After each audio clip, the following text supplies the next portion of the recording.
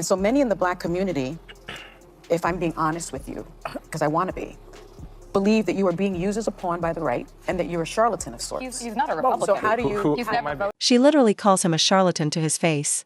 The stage is set with an all-star panel: Whoopi Goldberg, Joy Behar, and Sunny Hostin.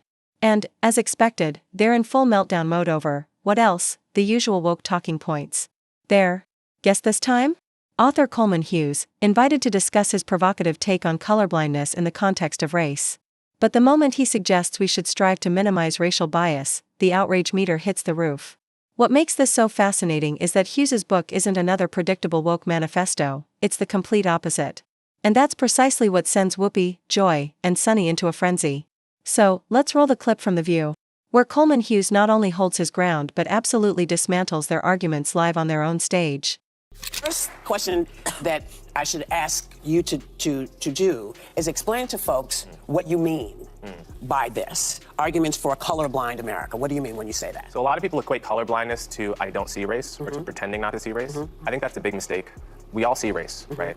And we're all capable of being racially biased, so we should all be self-aware to that possibility. My argument is not for that. My argument is that we should try our very best to treat people without regard to race, both in our personal lives and our public policy. Of course. And the reason I wrote this book, thank you.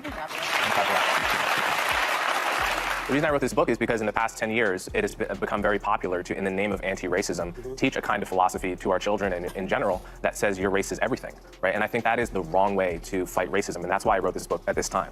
I'm sorry, baby. Can I just point out that there is a reason for that? You know, when I went to school, getting any information about anyone's race was not taught. No history, there was no Black history, none of those things were taught. It's actually better when there's no separate Black history, because the very concept creates division. Labels like Black History Month or the Black National Anthem don't bring us closer, they push us further apart. All of it should simply be considered American history.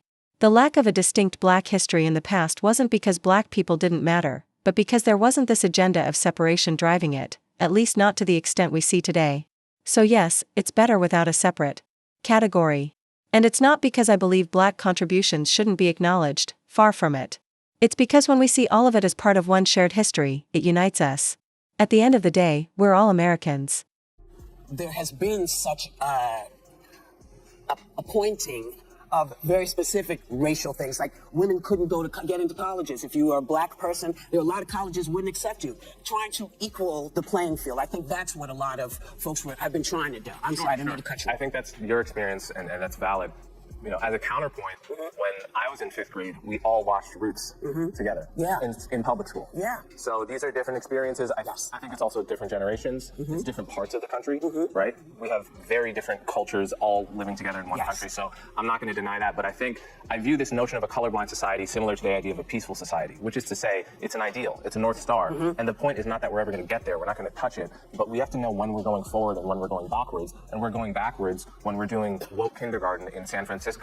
You know, with you didn't hear about the story? No, but Wait, because I want to get to the part of the book. Actually, you believe that public policies that address socioeconomic differences would be better at benefiting disadvantaged groups, and that race-based policies often hurt the very people they're trying to help. What are some examples of policies that would be better at reducing racial disparities? So my overall argument is that class, socioeconomics, is a better proxy for disadvantage. We all want to help the disadvantaged, and the question is, how do we identify them, right? The default right now in a lot of areas of policy is to use, Black and Hispanic identity. Which, by the way, is incredibly racist. Assuming someone is disadvantaged solely because they're Black is nothing more than the white savior complex at work, the very thing the woke crowd claims to oppose. The irony? They are the white saviors. They're the ones perpetuating racism by saying, oh, you're Black or Hispanic, so I need to help you because I'm superior. That's the mindset. And the truth is, it doesn't have to be this way. In fact, treating people like that isn't just wrong, it's deeply, inherently racist. You actually get a better picture of who needs help by looking at socioeconomics and income. That picks out people in a more accurate way. Not my question, but when you say that socioeconomics picks out people in a better way than race, when you do look at the socioeconomics, you see the huge disparity between white households and black households. You see the huge disparity between white households and Hispanic households. So your argument, and I've read your book twice because I wanted to give it a chance, your argument that race has no place in that equation is really fundamentally flawed in my opinion. Well, they're two separate questions. One is whether each racial group is socioeconomically the same. That I agree with you. They're not. Yeah, they're not, and the stats show that. Yeah, of course, I agree with that fully. The question is, how do you address that in a way that actually targets poverty the best? What's the point of framing everything as a race issue when it clearly isn't? If the real concern is poverty or socioeconomic status, then why not focus on that instead of skin color? Why not look at the actual data on income and opportunity, because that's always the more accurate lens. Not all black people are poor, and not all white people are rich. There are struggling white families and wealthy black families. So why force everything into a racial narrative when it doesn't hold true 100% of the time? If we focused on socioeconomic status, we'd get a far clearer picture without the added divisiveness. That's what makes it so frustrating when people, like Whoopi Goldberg, Sunny Hostin, and the rest of The View insist on making everything about race. It's not even the most accurate way to understand the country. If we really care about getting it right, class and status are what we should be looking at. It's objective, factual, and a whole lot less polarizing. And what Martin Luther King wrote in his book, Why We Can't Wait, is he called it, we need a Bill of Rights for the Disadvantaged. And he said, yes, we should address racial inequality. Yes, we should address the legacy of slavery. But the way to do that is on the basis of class.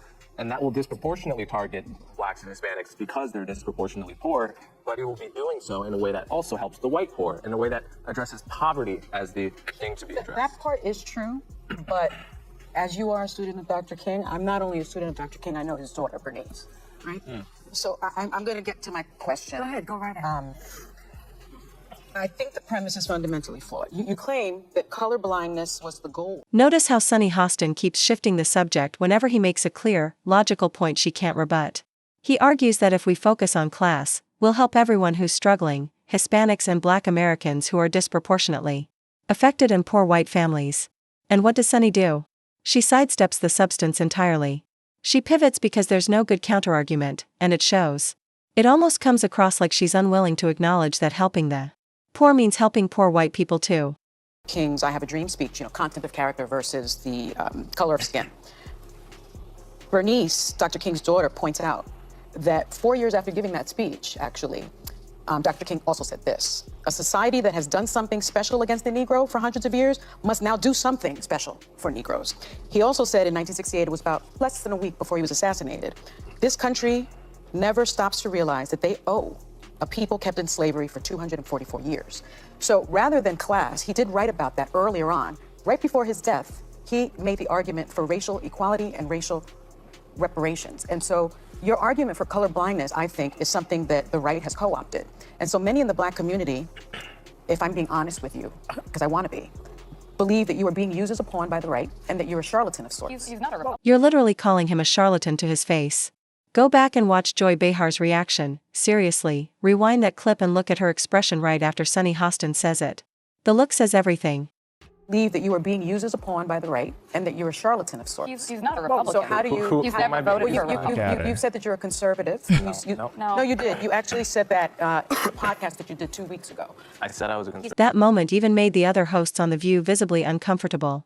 Sunny Hostin straight up calls their guest a charlatan to his face, and suddenly, you can see the rest of the panel scrambling into damage control. The whole vibe shifts. It's wild. Absolutely crazy. So, but my question to you is, how do you respond to those critics? Okay, let's give it a First thing I think it's very important. The quote that you just pointed out about doing something special for the Negro. That's from the book Why We Can't Wait that I just mentioned. Yes. A couple paragraphs later, he lays out exactly what that something special was, and it was the Bill of Rights for the Disadvantaged, a broad class-based policy. But he also says you must include race. No, he didn't. He says it's Yes, he does. Okay, well, everyone should go read the book Why We Can't Wait. Let's not get sidetracked by that. Yeah. I don't think I've been co-opted by anyone. I've only voted twice, both for Democrats. Although I'm an independent, I would vote for a Republican, probably a non-Trump Republican if they were. It's ridiculous how Sunny Hostin reacts, because all he did was raise a valid point. Why focus exclusively on blacks or Hispanics, on race, when we could focus on class instead? That approach would still disproportionately help poor black and Hispanic communities, while also helping poor white families. And what does Sunny do? She ignores the logic, gets emotional, and goes straight for the ad hominem, "You're a charlatan." I don't think there's any evidence I've been co-opted by anyone, and I think that's an ad hominem tactic people use to not address really the important conversations we're having here. And I think it's better, and it would be better for everyone if we stuck to the topics rather than make it about me with It's no not about you, evidence but that I've been I co-opted. want to give you the opportunity to respond to I appreciate the criticism. I appreciate it. There's no evidence that I've been co-opted by anyone. I have an independent podcast. I work for CNN as an analyst. I write for the Free Press. I'm independent in all of these endeavors, and no one is paying me to say what I'm saying. I'm saying it because I feel it. Here. So in the past decade, it feels like racial tensions have gotten worse. Do you see it that way, and what do you attribute it to? Absolutely. I mean, if you look at all the data, it finds that race relations were getting better until about 2013. That year, you had majority of Black, Hispanic, and white Americans saying race relations were good, and then you just see it nosedive. And 2013, people like to blame, Republicans like to blame Obama. It wasn't his fault. Democrats like to blame Trump. It was actually just technology. We all got social media and smartphones, and we had videos being promoted in the algorithm that were unrepresentative, and it created this impression that racism was on the rise when in fact it had been on the decline for decades. And it allowed that at all to foreign actors getting involved in technology? Yes, Russia tries to meddle, absolutely, but I don't think we can blame foreign actors. This is a homegrown problem. Okay, I have a question, because you write that the anti-racism movement, there are a couple of people, I don't even know who they are, maybe. Robin DiAngelo. Robin DiAngelo, Ibram Kendi, for instance. Okay, well, you say that is just another form of racism, and you even say there's a lot in common with white supremacy. How can you compare those two things? You talk about anti-racism, you're comparing it to white supremacy. Because they both view your race as an extremely significant part of who you are. So white supremacists, they obviously say, we all know what they say, okay?